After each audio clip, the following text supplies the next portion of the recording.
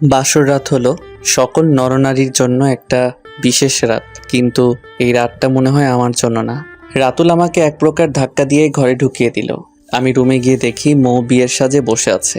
মনে মনে ভাবছি মৌ হয়তো বিছানা থেকে নেমে এসে আমাকে সালাম করবে, কিন্তু হলো ঠিক তার উল্টো। মৌ বলল, এই শোন, এই বিয়ে তো আর সিরিয়াসভাবে করিনি, তাহলে এত ভালো করে বাসর সাজানোর কি দরকার ছিল? মৌয়ের কথায় আমার তো মনটা ভেঙে চুরমার হয়ে গেল। বিয়ের সাজে আরও কিছুক্ষণ দেখতে ইচ্ছে করছিল মৌকে, কিন্তু আমি খুব ভালো করে বুঝতে পারলাম খুব গরম লাগছে। অনেক ভারী ভারী ড্রেস পরেছে তার মাঝে। আমি এর আগে মৌয়ের জন্য এক সেট ড্রেস কিনেছিলাম গিফট করার জন্য, কিন্তু ভয়ে আর দিতে পারিনি। আজকে সেটাই এনে দিলাম মৌকে। এই নাও ধরো। কি এটা? তুমি মনে মনে যা চাচ্ছ সেটাই। আমি মনে মনে চাচ্ছি মানে? খুলেই দেখো। মৌ প্যাকেট খুলে বলল, ধন্যবাদ তোমাকে, খুব গরম লাগছে এই ড্রেসে। থাকো তুমি রুমে, আমি ফ্রেশ হয়ে কাপড় চেঞ্জ করে আসি। আচ্ছা যাও। মৌ ফ্রেশ হয়ে আসলো। কীরকম যেন লাগছে আমার নিজের বাসায়। নিজের ঘরে মৌকে দেখে খুব লোভ হচ্ছে। মৌ ফ্রেশ হয়ে এসে বলল, আচ্ছা ঘুমিয়ে পড়ো। আমি যখন বিছানায় উঠতে যাচ্ছিলাম তখন মৌ বলল, এই এখানে কেন? সোফায় গিয়ে ঘুমাও। সোফায় কেন? কারণ আমি তোমাকে এখনো স্বামী হিসেবে মানি নাই। তাও আমি সোফায় ঘুমাতে পারবো না। তোমার সমস্যা হলে তুমি ঘুমাও। আচ্ছা বিছানায় ঘুমাও, কিন্তু মাঝখানে একটা কোল বালিশ দেওয়া থাকবে। তারপর আমি আর মৌ ঘুমিয়ে পড়লাম। পরের দিন খুব ভোরে আমার ঘুম ভাঙলো। পাশে তাকিয়ে দেখি মৌ এখনও ঘুমিয়ে আছে। ওকে ঘুমন্ত অবস্থায় দেখতে খুব মায়াবী লাগছে। বিশেষ করে ওর ঠোঁট দুটো আমাকে আকৃষ্ট করছে। আমি আর কিছু না ভেবেই 4 ঠোঁট এক করে দিলাম। আহ, জীবনের প্রথম চুম্বন। হঠাৎ করে মৌ আমাকে ধাক্কা মেরে ফেলে দিল। মৌয়ের ঘুম ভেঙে গিয়েছে। বিছানা থেকে উঠতেই, রবিউল, আমি এটা তোমার থেকে আশা করিনি। তুমি কিভাবে এটা করতে পারলে? আমি তোমাকে খুব ভরসা করতাম। বলেই মৌ কান্না করা শুরু করলো। আমিও হা হয়ে গেলাম। এভাবে মৌ আমাকে থাপ্পড় দিবে এটা আশা করিনি। পুরো 4টা থাপ্পড় দিয়েছে। আমি তো এখনো গাল ধরে আছি। সরি, কান্না করো না প্লিজ, আমাকে ক্ষমা করে দাও। আমি তোমাকে ক্ষমা করতে পারবো না। আমি তোমার থেকে এসব ভাবিনি। আচ্ছা, কি করলে তুমি আমাকে ক্ষমা করবে বলো তুমি? তোমাকে আমি কখনোই ক্ষমা করব না, কিন্তু আমি তোমার সাথে থাকতে পারি কিছু শর্তের উপর। যদি তুমি শর্তগুলো মেনে নাও তাহলে আমি তোমার সাথে থাকবো, আর না হলে আমি বাসা ছেড়ে চলে যাব। সারা উল্টো বিপদে পড়লাম। দেখা যায় এখন মৌ যদি বাসা ছাড়ে তাহলে আমার কপালে খারাপই আছে। ওর বাবা মা আমাকে ছাড়বে না, উল্টো তখন অপহরণের মামলা খেয়ে যাব। মৌয়ের শর্ত মানা ছাড়া কোনো উপায় নাই। আচ্ছা, আমি তোমার শর্তগুলো মেনে নিব, তবু তুমি কোথাও যেও না। আচ্ছা শোনো তাহলে, আমার শর্তগুলো: 1, ভুলেও আমাকে কখনো স্পর্শ করতে পারবে না। 2, আমার উপর কোনো অধিকার খাটানো যাবে না। 3, আমার স্বাধীনতায় কোনো হস্তক্ষেপ করা যাবে না। আর এই 3 শর্ত তোমার মানতেই হবে। দূর, কিসের শর্তের কথা বলছে? কি হলো, কথা বলছো না কেন? আচ্ছা, মেনে নিলাম তোমার শর্তগুলো। ওকে, কিন্তু মনে রেখো এটাই তোমার শেষ এবং প্রথম সুযোগ। একবারের জন্য যদি ভুলে যাও এইসব, তাহলে ওই দিনই শেষ দেখবে আমায়, আর আমার চেহারাও তুমি দেখবে না। আচ্ছা। তারপর ফ্রেশ হয়ে বাহিরে আসলাম। তখন রাতুল এসে বলল, কিরে দোস্ত, কেমন মারলি বিড়াল? দাঁত চেপে রাগ কন্ট্রোল করলাম। উত্তর হিসেবে একটা হাসি দিলাম। আমি জানি আমার ব্যথা। না পারছি কান্না করতে, না পারছি হাসতে। পুরো মাঝ সাগরে ফেসে আছি।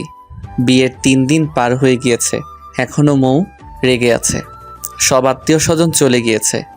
বাসা এখন একদম ফাঁকা হয়ে গিয়েছে। কিন্তু একটা বিষয় আমি বুঝতে পারি না, মৌ খুব ভালো ব্যবহার করছে আমার আব্বু আম্মুর সাথে। অল্পতেই একদম আপন করে নিয়েছে আব্বু আম্মুকে। এমন ভাব নিয়ে থাকে যেন মৌ এই বিয়েতে অনেক খুশি। এই মেয়েকে চেনা অসম্ভব। আমি আম্মুকে বললাম, আম্মু আমি কলেজে যাব। এই রবিউল, বলো। মৌকে নিয়ে কলেজে যা। আচ্ছা যাচ্ছি। মৌকে নিয়ে বাইকে করে কলেজের দিকে রওনা দিলাম। আজকে বাইক নিয়ে সরাসরি মৌয়ের কলেজের ভেতরে চলে গেলাম।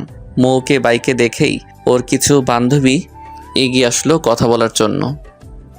কিরে, তুই এতদিন কলেজে আসিস নাই কেন? আর সাথে কে উনি? তোর কি লাগে? কলেজে আসি নাই অসুস্থতার জন্য, আর ওর সাথে তোদের পরিচয় করিয়ে দেই। ওর নাম রবিউল, আমার কাজিন লাগে। আর রবিউল এর আমার বান্ধবী ঝুমা, সাথী আর প্রিয়া। কাজিন বলাতেই মেয়েগুলো একটু আহ্লাদি সুরে আমার সাথে কথা বলা শুরু করলো। প্রিয়া নামের মেয়েটা তো সরাসরি ফেসবুক আইডি চেয়ে নিল। মৌ একটু বিরক্তই হলো বটে। এক প্রকার জোর করেই মৌ ওর বান্ধবীদের নিয়ে চলে গেল। আমি তাকিয়ে দেখছি মৌকে, কিন্তু কিছু দূর যাওয়ার পর ঘটলো আরেক ঘটনা। প্রিয়া নামের মৌয়ের বান্ধবীটা আবার আসলো আমার কাছে। আমি কি তোমাকে তুমি করে বলতে পারি? বলেন। আমি তুমি করে বললে তোমারও আমাকে তুমি করে বলতে হবে। আচ্ছা, তুমি কি কিছু বলবে? বলবো। আমার আজকে একটু ভালো লাগছে না। আমাকে কি একটু বাসায় নামিয়ে দেবে? আমার বাসা খুব একটা দূরে না। এমনভাবে বলল মেয়েটি, আমি নাই করতে পারলাম না। প্রিয়াকে নিয়ে বাইকে করে ওর বাসার দিকে যাচ্ছিলাম। পথে প্রিয়া বাইক থামিয়ে আইসক্রিম খেতে চাইলো। অপরিচিত হওয়াতে আমি না করতে পারলাম না। মেয়ে মানুষের এটাই খারাপ স্বভাব, সেলফি নিতেই হবে। যাই করুক না কেন, সেলফি নিবেই। প্রিয়াকে নামিয়ে দিয়ে চলে আসতে যাব, আবার বাঁধল বিপত্তি। প্রিয়া জোর করেই ওদের বাসায় নিয়ে গেল। প্রিয়াদের বাসায় গিয়ে আমি হকচকিয়ে গেলাম। খুবই ভালো অবস্থা প্রিয়াদের। পুরো বাসা ভর্তি দামি দামি ফার্নিচার, আর বাসাটাও খুব সুন্দর। ডুপ্লেক্স বাসা, একদম আমেরিকান স্টাইলে তৈরি বাসাটি। তারপর বাসায় চলে এলাম। বাসায় এসে ফ্রেশ হয়ে নিয়ে ঘড়ির দিকে তাকাতেই দেখি 1টা বাজে। মৌকে আনতে যাব 3টার দিকে, কিন্তু 1টার দিকে মৌ চলে আসছে। মৌকে দেখে বুঝলাম খুব রেগে আছে। কিছুই বুঝলাম না কি হলো হুট করে। আবার সকালে তো সব ঠিকঠাকই ছিল। আমি রুমে শুয়ে আছি। একটু পর মৌ আসলো রুমে। কিছু বলছে না মৌ। এত তাড়াতাড়ি চলে আসলে যে? আমাকে তো কলও দিতে পারতে। তোমাকে কল দিতে যাব কেন? তোমাকে কল দিয়ে ডিস্টার্ব করে কি করব? তোমার তো অনেককে সময় দিতে হয়, কত কাজ তোমার, আইসক্রিম খাওয়া, ঘুরতে যাওয়া। ও তাহলে মহারানী এই বিষয় নিয়ে রেগে আছেন? কিন্তু এই বিষয় নিয়ে মৌয়ে রাগ করার মানেটা বুঝলাম না। আমি অন্য কোনো মেয়ের সাথে কথা বললে মৌয়ের কি তাহলে জ্বলে? মৌকে শিক্ষা দেওয়ার একটা পথ পেয়ে গিয়েছি। খুব বড় করে হুমায়ুন ফরিদির ভিলেনি হাসিটা দিতে ইচ্ছে করছিল, কিন্তু হাসতে পারছি না। মৌ গোসল সেরে এসে ড্রেসিং টেবিলের সামনে বসে সাজছিল। আমি প্রিয়ার নাম্বারে দিলাম একটা কল। টিং টিং টিং। আসসালামু আলাইকুম। ওয়ালাইকুম আসসালাম। আরে বলো না রবিউল, তোমাকেই কল দিব ভাবছিলাম। তাই প্রিয়া তো কল দিতে চেয়েছিল কেন?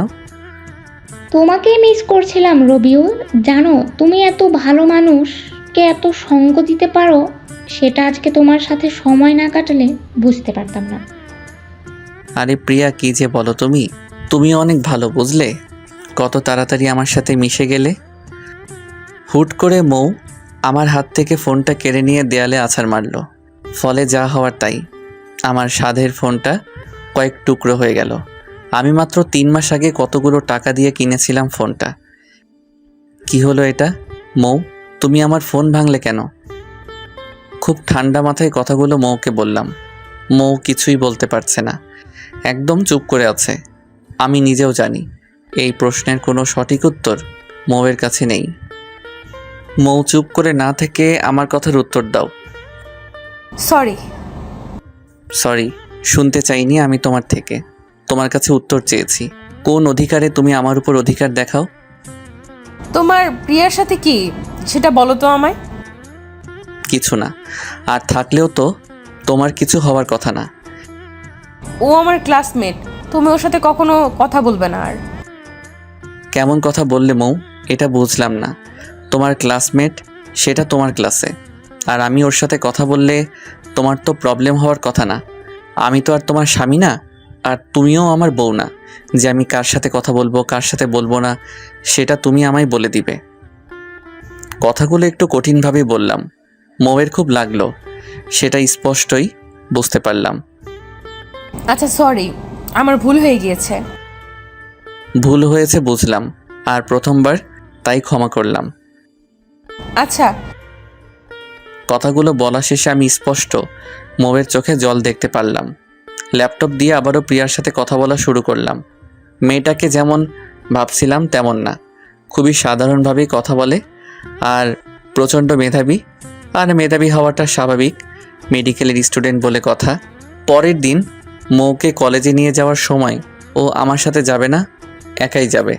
আমিও বেশি জোর না করে মৌকে একাই যেতে বললাম, কিন্তু মৌয়ের সাথে বাসা থেকে বের হওয়াতে জিজ্ঞাসা করলো, এই তুমি কই যাও? কলেজে যাই। কলেজে যাই মানে? আমি প্রিয়ার সাথে একটু দেখা করব। ও আচ্ছা যাও, আমি আজকে আর কলেজে যাব না। দেখো এখন মৌ কেমন লাগে। এখন আমাকে যখন জ্বালাও তখন আমারও এমন লাগে। এখন একটু নিজে জ্বলো। ওকে, না গেলে? আচ্ছা শোনো, তাহলে তুমি তো ফ্রি আছো এখন, আমার কাপড়গুলো পরিষ্কার করে দিও। আমি একটু প্রিয়ার সাথে মিট করে আসি, আমার বাসায় ফিরতে লেট হবে। মৌ রাগ দেখিয়ে চলে গেল রুমে। মিথ্যেতে কাজ হয়েছে, প্রিয়ার সাথে দেখা করার কোনো কথাই হয়নি। এখন যাব একটু আমার কলেজে, অনেক দিন ক্লাস করিনি, এখন থেকে নিয়মিতই ক্লাস করব। বউ ডাক্তার হবে আর আমি যদি ফেল করি মানুষে আমাকে নিয়ে রোস্ট করবে আবার। অনেক দিন পর কলেজে আসলাম, কলেজের কেউ আমার বিয়ের কথা জানে না। আমি রাতুলকে আগেই জানিয়েছিলাম বিয়ের কথাটা যেন কেউ না জানে, কারণ মৌ যে মানুষ, বন্ধুরা যদি পার্টি চায় তখন মৌ যদি কারোর সাথে খারাপ ব্যবহার করে, তাই আর কাউকে জানাইনি। কলেজে যেতেই মীরা আসলো কথা বলার জন্য। ওই রবিউল, তোমার নাম্বারটা পাল্টে নিয়েছো আর ফেসবুকে তো হাজার মেসেজ দিলেও সিন করো না। আমাকে এত পর করে দিয়েছো তুমি, আমি কি এতটা অযোগ্য? কি বলবো বুঝলাম না। শোনো মীরা, এসব কিছু না, আমি তোমার যোগ্য না, তোমার দরকার তোমার মতো ছেলে, আর সাগরই তোমার জন্য পারফেক্ট। দয়া করে আমাকে আর নখ দিও না কখনো। এই বলেই চলে আসলাম। খুব ভাবছি আর উপরের দিকে তাকিয়ে বললাম, মানুষ মানুষকে ঠকাতে পারে না। যদি তুমি না চাও, হে দয়াময়, সত্যি সৃষ্টিকর্তা আমাদের জন্য আমাদের মতো করেই সব দিয়েছেন, কিন্তু অনেক সময় আমরা ভুল করে ভুল স্থানে কিছু সময় নষ্ট করে ফেলি, কারণ ভালো কিছু তখন আমাদের জন্য অপেক্ষা করছে। তারপর ক্লাস শেষ করে বাসায় চলে আসলাম। বাসায় এসে খেলাম একটা ঝটকা। আমার কোনো কাপড়ই নেই রুমে, গোসলে যাব আমি। কি হলো কিছুই তো বুঝলাম না। সবই তো ঠিক আছে, শুধু নেই আমার কাপড়গুলো। মৌও রুমে নেই। মৌকে খুঁজতে খুঁজতে চলে গেলাম ছাদে। যা দেখলাম তা মোটেও আশা করিনি। সবগুলো কাপড় পরিষ্কার করে দিয়েছে। কেমনে কি কিছুই তো বুঝছি না। মৌ কেন আমার কাপড় পরিষ্কার করেছে?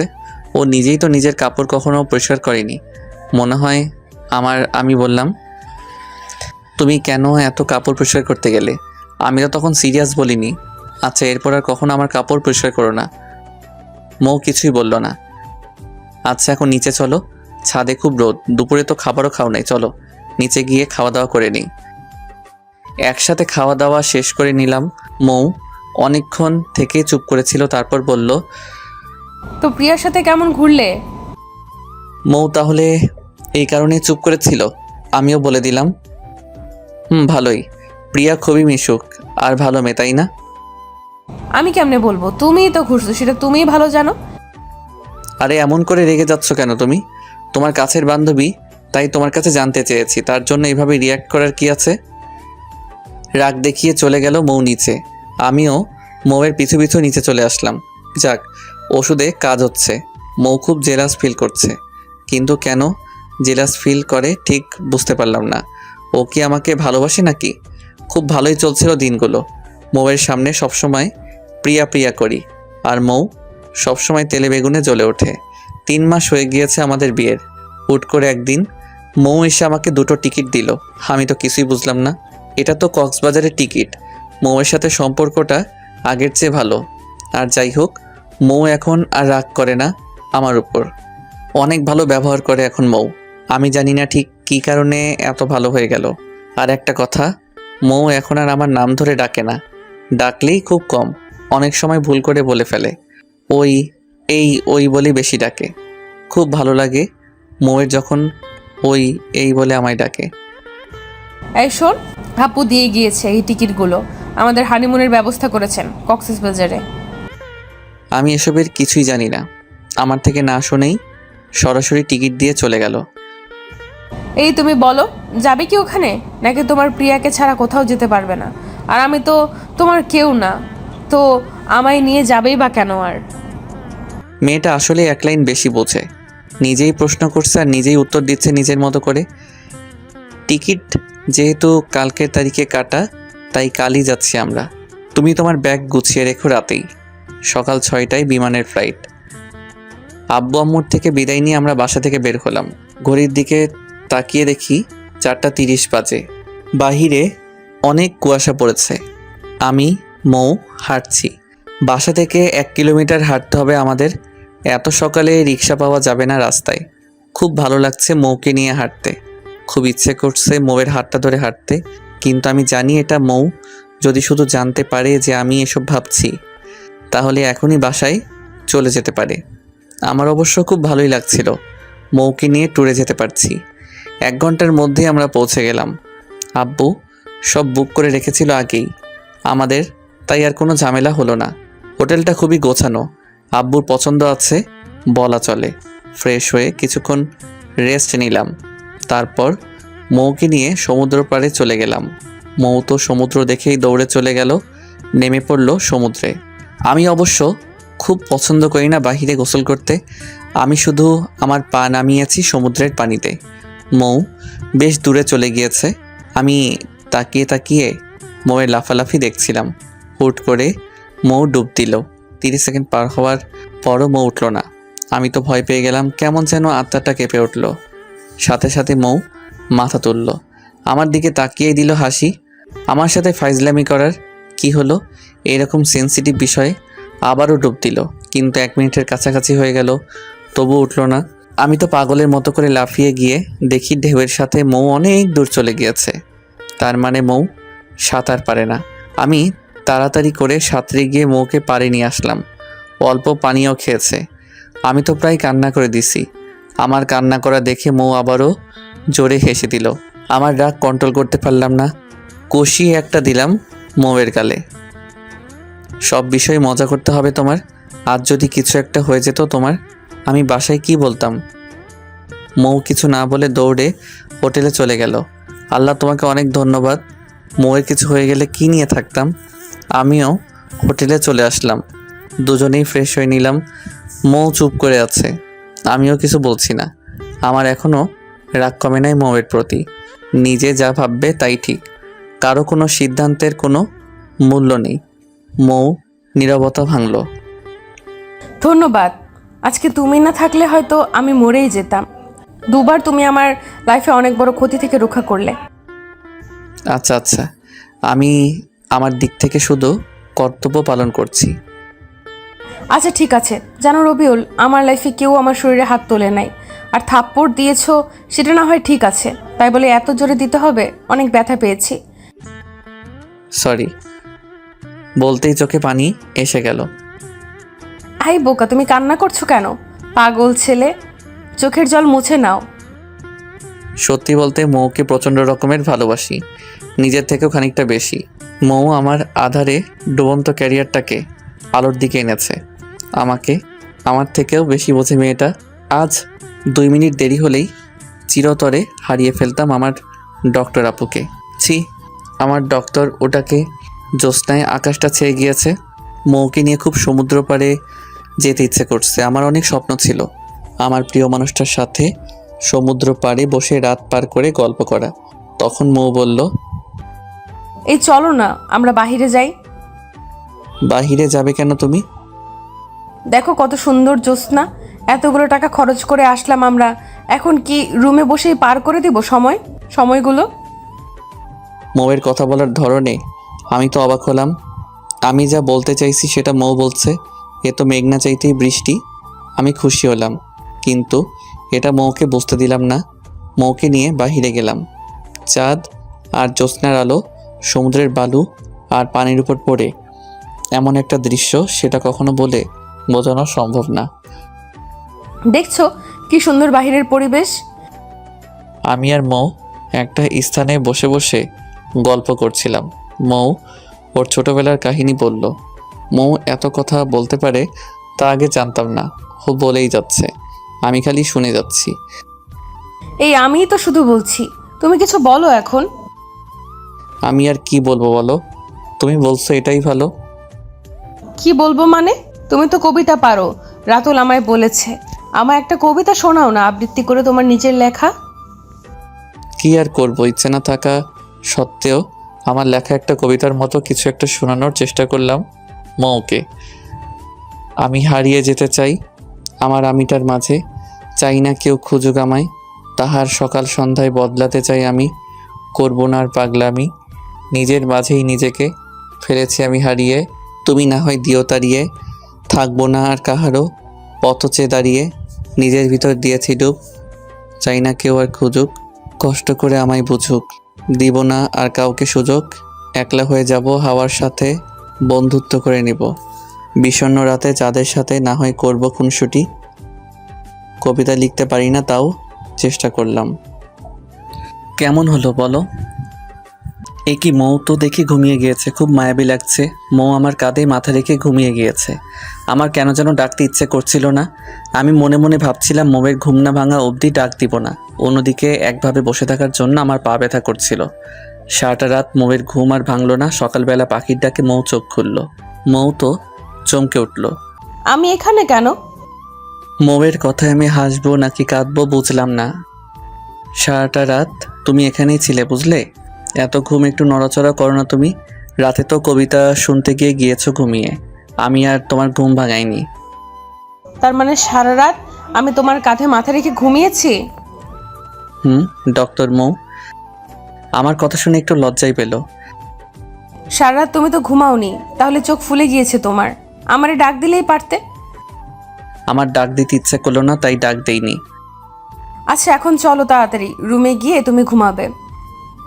এক প্রকার জোর করেই মৌ আমাকে নিয়ে হোটেলে চলে আসলো। সারাটা রাত ঘুমাইনি, খুব ঘুম পেয়েছে। হালকা কিছু খাবার খেয়ে ঘুমাতে চলে গেলাম বিছানায়। মৌয়ের ডাকে ঘুম ভাঙলো। এই আর কতক্ষণ ঘুমাবে তুমি? ওঠো এবার, যাও গোসল করে আসো, গোসল করে দুপুরের খাবার খেয়ে নাও। ঘড়ির দিকে তাকিয়ে দেখি 12টা বাজে। আমি গোসল করে ফ্রেশ হয়ে নিলাম, খাবার খেয়ে নিলাম একসাথে। মৌয়ের সাথে বন্ধুর মতো সম্পর্ক হয়ে গিয়েছে। কক্সবাজারে 7 দিন পার করে ফেলেছি, এবার ফেরার পালা। খুব ভালো সময় কাটলো মৌয়ের সাথে, আর মৌও খুব ভালোভাবে সময় দিয়েছে। খুব উপভোগ করেছি সময়গুলো। ভালোভাবে আমরা বাসায় ফিরলাম। মৌ ধীরে ধীরে আমার দিকে দুর্বল হচ্ছে, কিন্তু মাঝে মাঝে মৌয়ের ব্যবহারে কিছুই বুঝি না, কীরকম অদ্ভুত আচরণ। রুমে শুয়ে আছি, তখন মৌ এসে বলল, একটা কথা বলার ছিল তোমাকে। বলো। আমার এভাবে পড়াশোনা হচ্ছে না। আমার লাস্ট টেস্ট এক্সামে এক সাবজেক্টে ফেল আসছে। আমি হোস্টেলে থাকতে চাই, আর তুমি চাইলে এখনই আমরা আলাদা হয়ে যেতে পারি, কারণ এখন আমার খুব সাপোর্ট প্রয়োজন। কিন্তু যদি আমি তোমাকে ডিভোর্স দিয়ে দিই, তাহলে আমাকে বাসা থেকে আর সাপোর্ট দিবে না। আমি তোমার সাথে খুব ভালো ব্যবহার করেছি, কিংবা তুমিও এটাকে আমি বন্ধুত্ব হিসেবেই নিয়েছি। আমি জানি না তুমি কি ভেবেছো আমাদের সম্পর্কটাকে। যাই ভেবে থাকো না কেন, সেটা তোমার পার্সোনাল ব্যাপার। তুমি আমাকে অনেক হেল্প করেছো, এখন চাইলে আমার মেডিকেল কলেজে শেষ পর্যন্ত হেল্প করতে পারো। তারপর আমি বাইরে চলে যাব স্কলারশিপ নিয়ে। কিন্তু এইভাবে আমি বাসায় থাকলে আমি পাসই করতে পারবো না। এখানে আমি একদম ফোকাস করতে পারছি না পড়াতে, তাই আমি কালকেই হোস্টেলে চলে যাব। এখন তুমি বলো, তুমি কি বলতে চাও? খুব কষ্ট লাগলো মৌয়ের কথাগুলোতে, কিন্তু মিথ্যা তো কিছু বলেনি মৌ, বাস্তবই সব বলেছে। ভেতর থেকে কোনো কথাই আসছিল না আমার, খুব কষ্ট লাগছিল। তবু নিজেকে সামনে নিয়ে বললাম, শোনো মৌ, আমি জানি না তুমি আমাকে ঠিক কী রকম ভাবো। আমি কথা দিচ্ছি তোমাকে, তুমি যতদিন বাংলাদেশে আছো ততদিন আমি তোমার পাশে আছি, আর তুমি যা ভালো ভাবো আমি তাই করব। আচ্ছা এখন খেয়ে নাও তুমি, কাল সকালে তোমাকে হোস্টেলে রেখে আসবো। পরের দিন মৌকে নিয়ে কলেজে যাচ্ছি। এর আগেও অনেকবার কলেজে দিয়ে আসছি, কিন্তু আজকের বিষয়টা খুব আলাদা। মৌকে রেখে আসবো হোস্টেলে। মৌকে নিয়ে হোস্টেলে গেলাম। ওদের ওখানে কিছু ফর্মালিটি পূরণ করে চলে আসলাম। কলেজে থেকে বের হয়ে বারবার মৌয়ের কলেজের দিকে তাকালাম। এই ভবনের ভিতরেই থাকবে আমার ভালোবাসা। মৌ ভালো না বাসলেও আমার খুব ভালো লাগতো মৌয়ের সাথে থাকতে। আজ থেকে সেই ভালো লাগা আর হবে না। 3 দিন পার হয়ে গেছে, মৌ হোস্টেলে চলে গিয়েছে। খুব খালি খালি লাগে মৌকে ছাড়া। এই 3 দিনে একবারের জন্য মৌকে আমি মন থেকে সরাতে পারছি না। খুবই মিস করছি। হয়তো আব্বু আম্মু বুঝতে পারছে বিষয়টা। এসব ভাবছি এমন সময় আম্মু আসলো রুমে। আম্মু, তুমি আমার রুমে কিছু বলবে কি? দেখ, তুই যদি মৌকে ছাড়া থাকতে না পারিস, তাহলে মৌকে নিয়ে আয়। তবু এরকম খাওয়া দাওয়া বাদ দিয়ে থাকিস না। আমার একটা মাত্র ছেলে তুই, তোর যদি কিছু একটা হয়ে গেলে তখন আমরা কি নিয়ে থাকবো বল? খুব খারাপ লাগলো, আম্মুর কথায় সত্যিই ঠিক বলছে। পৃথিবীর কোনো বাবা মাই চায় না তার সন্তানের খারাপ হোক। আমার এইভাবে মন খারাপ করে থাকলে চলবে না। আমি যেমন মৌকে ভালোবাসি, তেমন আমার বাবা মাও আমাকে ভালোবাসে। আমি কারোর জন্য আর তাদেরকে কষ্ট দিতে পারবো না। দেখ রবিউল, আমি কোনো দিন বলিনি তোকে তোর এটা করতে হবে, তুই এটা হবি, কিংবা আমাদের কোনো সিদ্ধান্ত তোর উপর চাপিয়ে দেইনি। তুই কি করবি সেটা তোর উপর, কিন্তু আমি আর তোর বাবা চাই তুই শুধু নিজের খেয়াল রাখ, বাকিটা তোর ইচ্ছে। শোন, আমি জানি মৌকে তুই খুব ভালোবাসিস, কিন্তু এখন তোর যদি খারাপ লাগে তাহলে তুই পছন্দের কোনো কাজ করা শুরু কর, দেখবি তাহলে আর এত খারাপ লাগবে না। সত্যি বলছো কি তুমি আম্মু? কেন, মিথ্যে বলার কি আছে বল? তার মানে তুমি বলতে চাইছো আমি আবার রাজনীতি শুরু করি? হ্যাঁ চাই, তবুও তুই আগের মতো উৎফুল্ল থাক, এটাই চাই আমরা। আমার জীবনের প্রথম প্রেম ছিল পলিটিক্স। মীরা আমার জীবনে আসার আগে আমি পলিটিক্সে জড়িয়েছিলাম খুব ভালোভাবে, কিন্তু মীরা আর বাসার কেউই চাইতো না পলিটিক্স করি, তাই বাধ্য হয়ে পলিটিক্স ছেড়ে দেই। খুব ভালোবাসতাম আমি পলিটিক্স, খুবই অল্প বয়সে অনেকটা এগিয়েও গিয়েছিলাম আমি, কিন্তু মাঝপথে ছেড়ে দেই। আমি অন্যরকম রাজনীতি করতাম। আমি ফার্স্ট ইয়ারের ছাত্র হয়ে আমাদের এলাকা মাদকমুক্ত করেছিলাম। আমাদের একটা সার্কেলই ছিল, যতটা পারি ততটা করি। এখন আমাদের এই সার্কেলের মেম্বার পুরো 5000। এখনও এই সার্কেলটার লিডার, অলিখিত লিডার আমি আমার খুব কাছের বন্ধু অনিককে দায়িত্ব দিয়ে বাদ দেই নিজের হাতে করা ফাউন্ডেশনটা থেকে। আমি যখন আমাদের ফাউন্ডেশন পরিচালনা করতাম তখন মাত্র 400 ছেলে ছিল আমাদের সার্কেলে। ভার্চুয়ালি পরিচালনা হতো আমাদের ফাউন্ডেশন। আমি দায়িত্ব ছাড়ার পর আমাকে আর কেউ দেখেনি আমাদের ফাউন্ডেশনে। আমার নাম ছিল শুভ্র। এই নামটা আমার বন্ধু অনেক দিয়েছিল। পরে কেমনে যেন এই নামেই সবাই আমাকে চিনতো। পুরো শহরের সবাই জানে যতটা পারি ততটা করি। ফাউন্ডেশনের পরিচালক দেশের বাইরে থেকে পরিচালনা করে, কিন্তু অনেক বাদে তেমন কেউ জানেই না শুভ্র নামের আমি এখনও দেশেই আছি। আম্মু চলে গেল, খুব ভালো লাগলো। পুরনো কথাগুলো মনে হতেই কত মানুষকে আমরা সাহায্য করেছি। ইস, মুহূর্তগুলো কতই না শান্তির ছিল। ফোন বের করে অনেককে কল দিলাম। কয়েক সেকেন্ড রিং হওয়ার পরই রিসিভ করলো। শুভ্র ভাই আমাকে কল দিয়েছে, আমার নিজেকে ধন্য মনে হচ্ছে। হালা, এই ফাজলামো রাখবি তুই? শোন, আমি আবার ফিরতে চাই রাজনীতিতে। সিরিয়াস বলছিস তুই? সিরিয়াস। আমি বুঝেছি এই কাজটাই আমার ভালো লাগা আর পছন্দের। জীবনে জানি না কতদিন বাঁচবো, কিন্তু এখন থেকে সারাটা জীবন মানুষের পাশে থেকে পার করে দিতে চাই। শোন, তুই কালকে আমাদের সার্কেলের সবার হাতে একটা মিটিং রাখ, আমাদের কলেজেই মিটিং রাখ। আচ্ছা দোষ, তাহলে কালকে কি হরতাল দিয়ে দিব পুরো শহরে? কিসব পাগলের মতো কথা বলছিস? সাধারণ মানুষের ক্ষতি করে কি হবে? তুই শুধু ব্যবস্থা কর আর আমাদের গ্রুপে পোস্ট করে দে। সবাইকে আসতে হবে তো এমন না, যারা কাছে ও ফ্রি আছে তারা আসলেই চলবে। আচ্ছা রাখছি আমি তাহলে। পরের দিন আমি সকালবেলা পাঞ্জাবি পরে অনেকের সাথে কলেজে গেলাম। গিয়ে যা অবস্থা হলো তাতে আমি হকচকিয়ে গেলাম। কমপক্ষে 3000 পোলাপান এসেছে। পুরো শহরে হইচই পড়ে গিয়েছে। গাড়ি চলাচল অফি বলা চলে মোটামুটি। অনেকটা ভিড় ভেদ করে মঞ্চে উঠলাম আমি আর অনেক ছোট একটা বক্তব্য দিয়ে আমাকে পরিচয় করিয়ে দিল। আমি মাইক্রোফোন হাতে নিতেই সবাই পাগলের মতো অবস্থা হয়ে গেল। অনেক খুশি হয়েছে আমাকে দেখে। সবাই বুঝতে পারলো সেটা আমি। নিজের অজান্তেই চোখের জল এসে পড়ল। মনে মনে ভাবলাম সবার জন্যই ভালোবাসা রেখেছেন আল্লাহ, আমার জন্য ভালোবাসাগুলো হয়তো এই পাগলদের কাছেই রেখেছে। খুব সার্থক মনে হলো নিজেকে। আমি কিছু কথা বলে কিছু কাজ করার কথা বললাম সবাইকে। কাজের বিবরণ গ্রুপে জানানো হবে। খুব ভিড় পড়ে যাচ্ছিল, তাই আমি আর আমাদের জনসভা বেশি টাইম না রেখে শেষ করে দিলাম। বাসায় চলে আসলাম। বাসায় এসে রাতে একটু ফেসবুকে গিয়ে দেখি আমার বক্তব্যটা পুরো ভাইরাল। অল্প সময়ে 1 মিলিয়ন ভিউ। হারামিটাই এই কাজটা করেছে আমি শিওর। সন্ধ্যার পর থেকে কমপক্ষে 200 কল রিসিভ করেছি আমি। সবারই এক কথা, আমি শুভ্র ছিলাম। কাছে থেকেও কেউ বুঝে নাই। হুট করে মোয়ের নাম্বার থেকে কল আসলো। আসসালামু আলাইকুম। ওয়ালাইকুম সালাম। তুমি শুভ্র? একটাবার বলতে তো পারতে। আচ্ছা বলনি, ঠিক আছে। সত্যি তোমার এই ফাউন্ডেশন খুব ভালো। আমি নিজেও এই ফাউন্ডেশনের মেম্বার। আজ গিয়েও ছিলাম সভায়। মানুষের ভিড়ে হয়তো দেখতে পারোনি। তোমার মতো মানুষের সাথে বন্ধুত্ব হয়ে আমি সত্যিই সার্থক। ভালো থেকো আর সাবধানে নিজের খেয়াল রেখো। আমিও তেমন কিছু না বলে রেখে দিলাম। মৌ চলে গিয়েছে। আজ 2 মাস পুরো হলো। খুব স্বাভাবিক হয়ে গিয়েছি আমি। এখন খুব একটা মনে হয় না মৌয়ের কথা। ঠিক মনে হয় না বললে ভুল হবে। মনে হলেও আগের মতো এখন আর খারাপ লাগে না।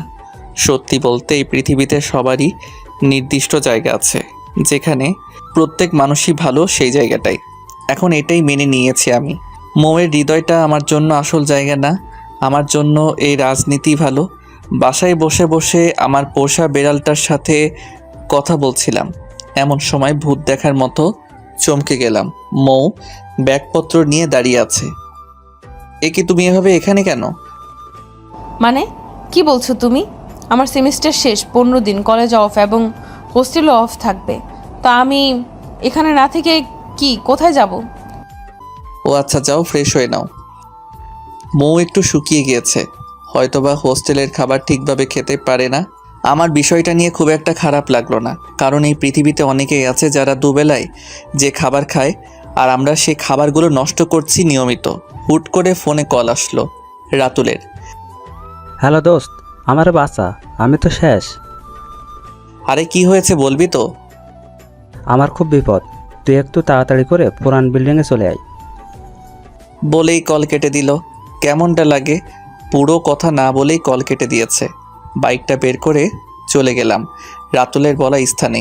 গিয়ে দেখি তেমন কিছুই না, কেউ নেই।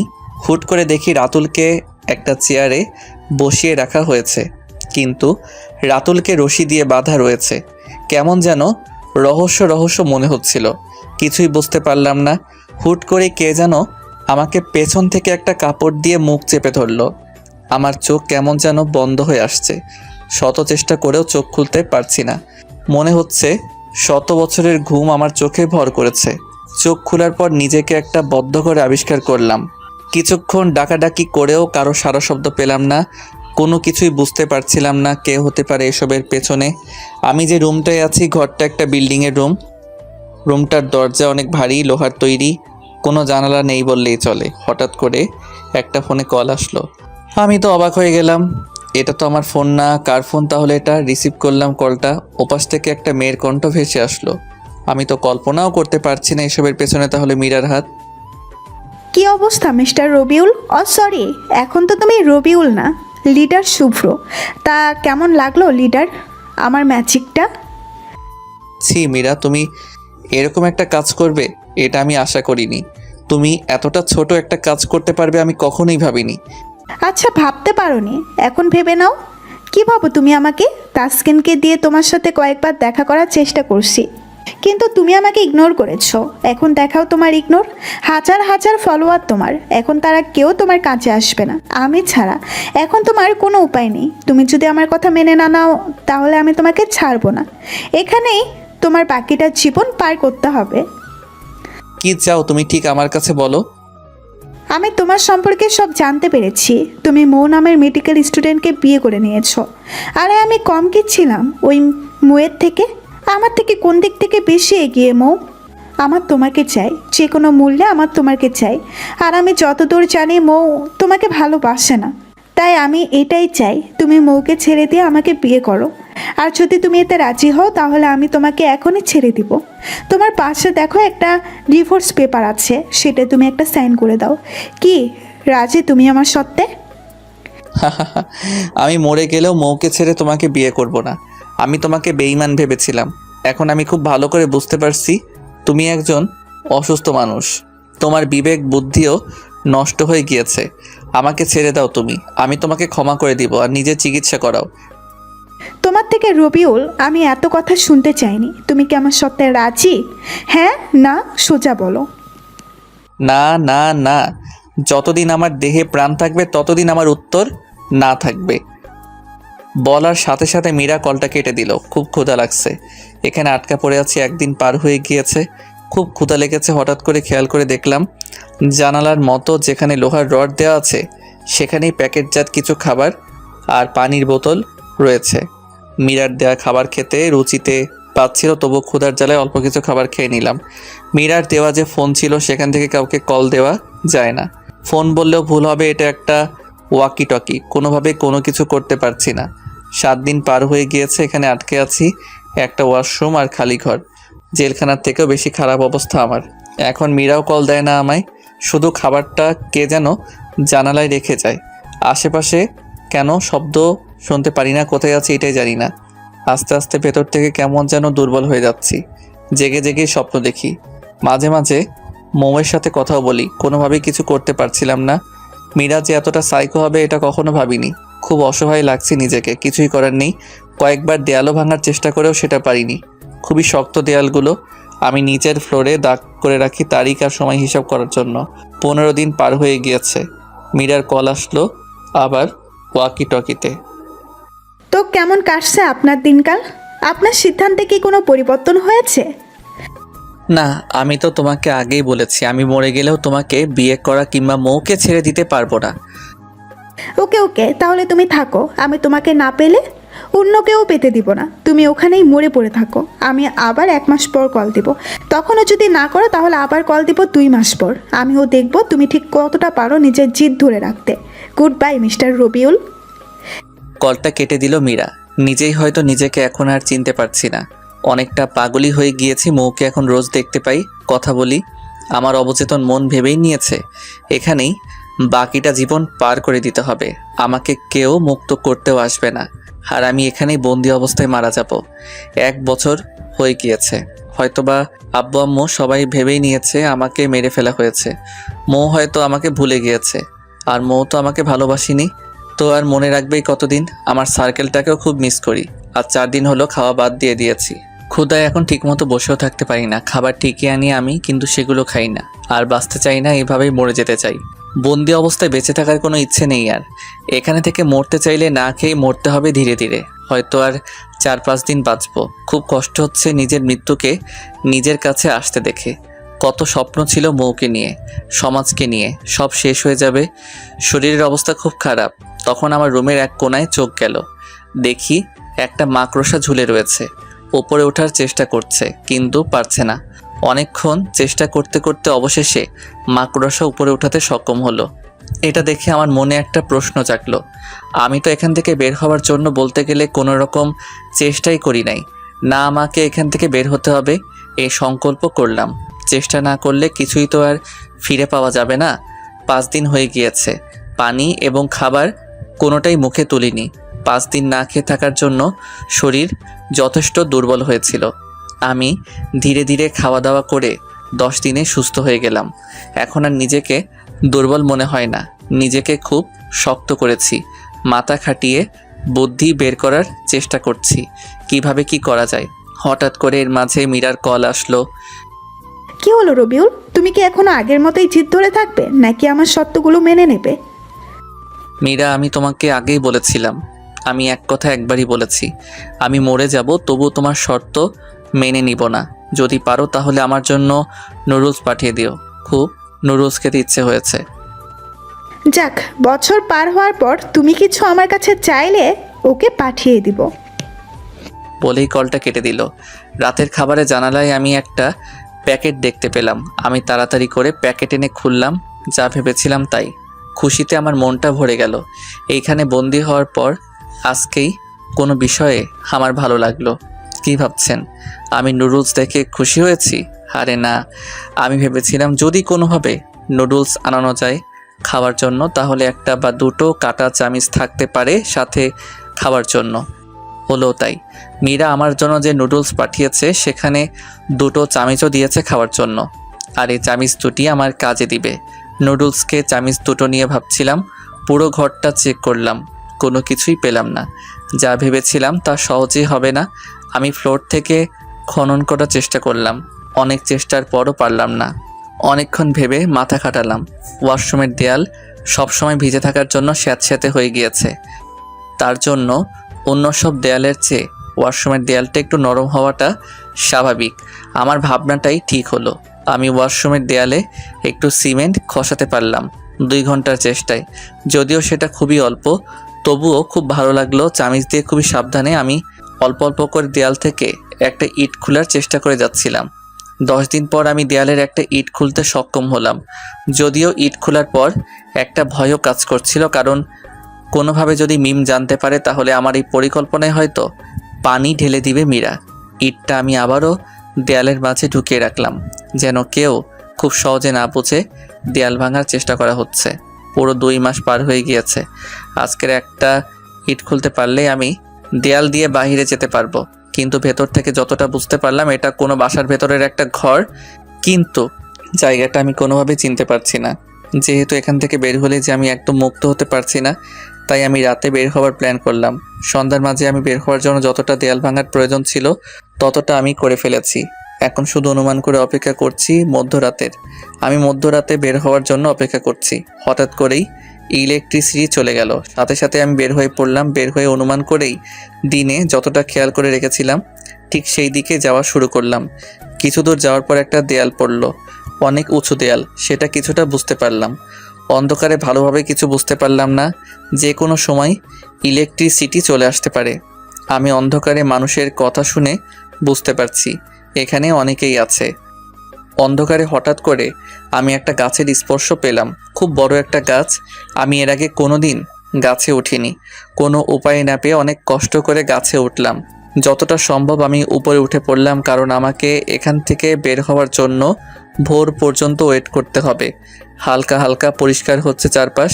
আমি অস্পষ্টভাবেই বুঝতে পারলাম এই গাছের একটা ডাল ধরেই আমি বাহিরে যেতে পারবো। কিন্তু আর একটু পরিষ্কার হতেই আমার মাথা ঘুরে গেল। এটা তো ছোটোখাটো মিলিটারি ক্যাম্পের মতো অবস্থা। বড় বড় রাইফেল নিয়ে পুরো বাসায় 20 জনের মতো ঘোরাঘুরি করছে। আমি তাড়াতাড়ি করে দেয়ালটা টপকে নিলাম। দেয়াল পার হয়েও আমি গাছের ডালে ছিলাম।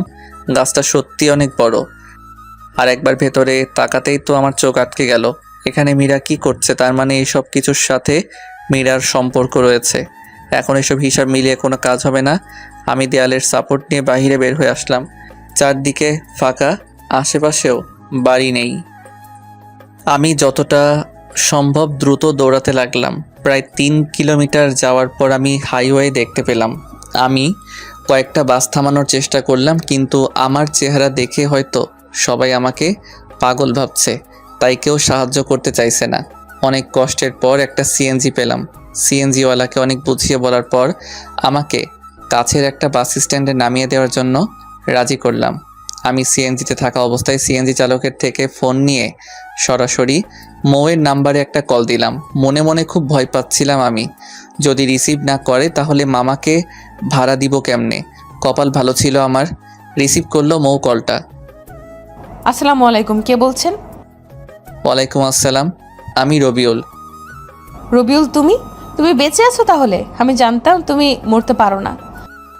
শোনো মৌ, আমি খুব ঝামেলায় আছি, আর তুমি আমার কথা এখন কাউকে বলো না।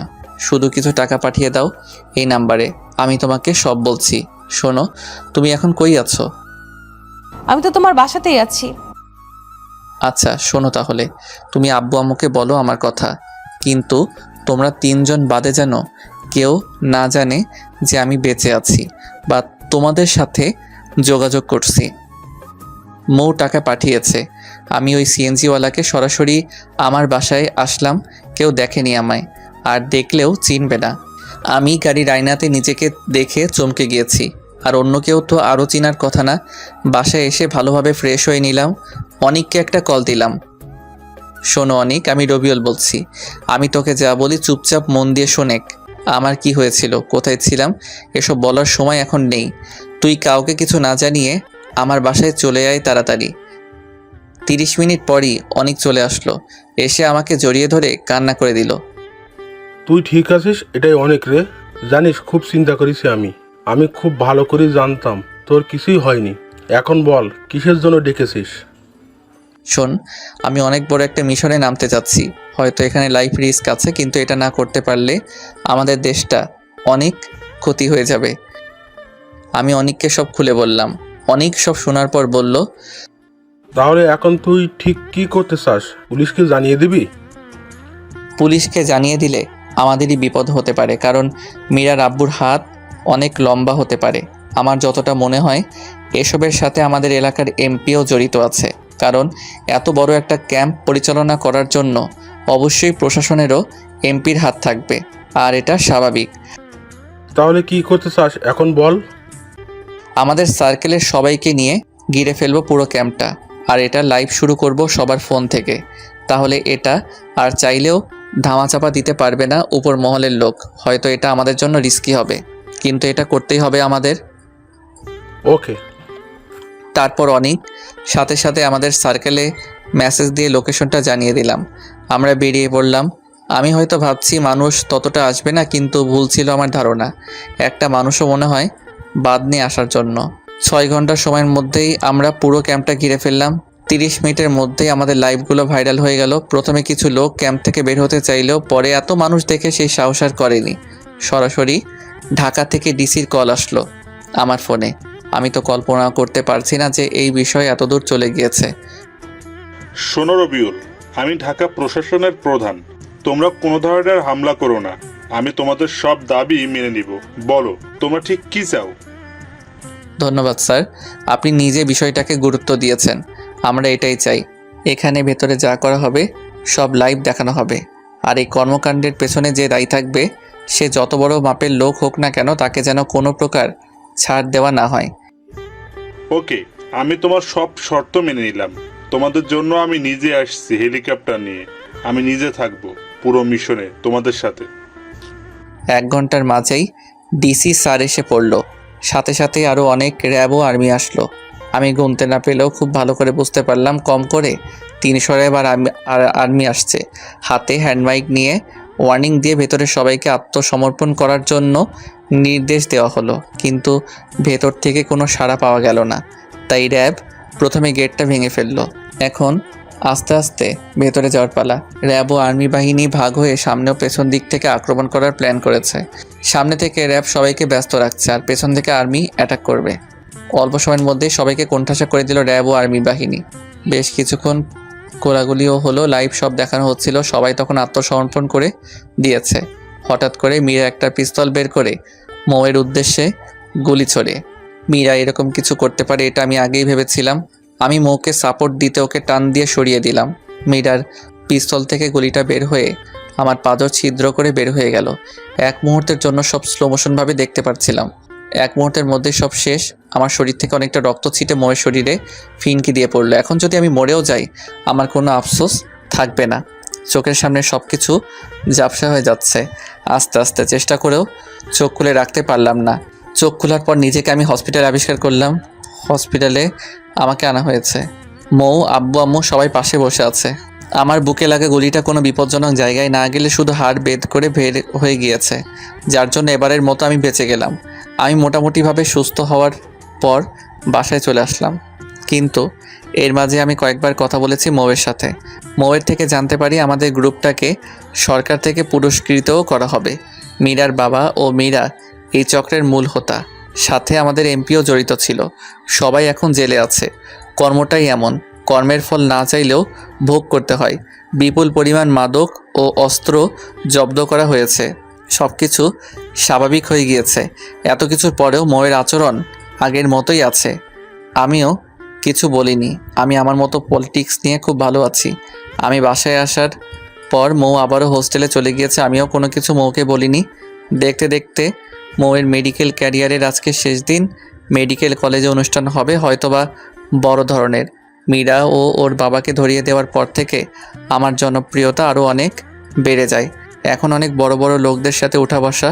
মৌয়ের কলেজের প্রিন্সিপাল নিজে আমাকে ইনভাইট করেছেন, কিন্তু মৌ যেখানে আমাকে কিছু জানায়নি, তাই আমিও যেতে চাই না। হুট করে আমার ফোনটা কেঁপে উঠল। ফোনের দিকে তাকিয়ে দেখি মৌ কল দিয়েছে। আসসালামু আলাইকুম। ওয়ালাইকুম আসসালাম। কেমন আছো রবিউল? আছি বেশ। তুমি তো ভালোই আছো। আমাদের কলেজে আজকে বিদায়ী সম্বর্ধনা, কলেজ জীবনের শেষ দিন। তুমি একটু আসবে কি? কেন জানি না করতে পারলাম না, রাজি হয়ে গেলাম নিজের অজান্তেই। মৌ আজকে একটা নর্মাল ড্রেস পরেছে, খুবই ভালো লাগছে ওকে। পুরো কলেজ থেকে সেরা 3 জনের নাম ঘোষণা করা হলো। মৌ প্রথম হয়েছে, হওয়াটাই স্বাভাবিক। মৌ নিজের পড়াশোনার জন্য সব করতে পারে, আর সেটার ফল মৌ আজকে পেল। একজন সফল ডাক্তারের জীবনই এরকম হওয়াটাই স্বাভাবিক। মৌকে একটা স্মারক ও একটা গোল্ড মেডেল দেওয়া হলো পুরস্কার হিসেবে। সাথে কিছু বলার জন্য মাইক্রোফোনটা মৌকে দেওয়া হলো। মৌ মাইক্রোফোনটা হাতে নিয়ে বলা শুরু করলো। উপস্থিত স্যার, অনুষ্ঠানের অতিথিবৃন্দ, আমার সহপাঠী ও স্নেহের ছোট্ট ভাই ও বোনেরা, সবাইকে আমার পক্ষ থেকে আন্তরিক সালাম। আসসালামু আলাইকুম। আমি খুবই সাধারণ একজন মানুষ। সবার মতোই আমার সব কিছু আজকে আমার এই জায়গায় আসার জন্য আমাকে অনেক পরিশ্রম করতে হয়েছে, তাতে জাত চেপে সব সহ্য করে নিয়েছি।